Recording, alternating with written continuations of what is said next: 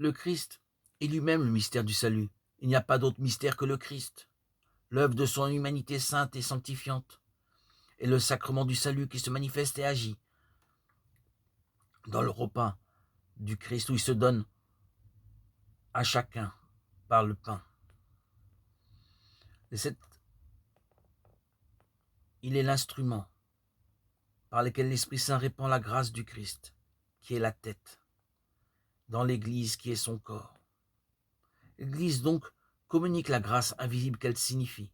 C'est en ce sens analogique qu'elle est appelée aussi sacrement.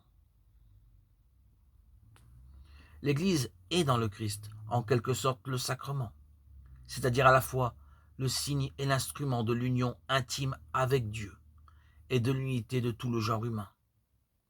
Être le sacrement de l'union intime des hommes avec Dieu, c'est là le premier but de l'Église, parce que la communion entre les hommes s'enracine dans l'union avec Dieu. L'Église est aussi le sacrement de l'unité du genre humain. En elle, cette unité est déjà commencée, puisqu'elle rassemble tous les hommes de toute nation, race, peuple et langue. Apôtre 7, 9. En même temps, l'Église est signe et instrument de la pleine réalisation de cette unité qui doit encore venir.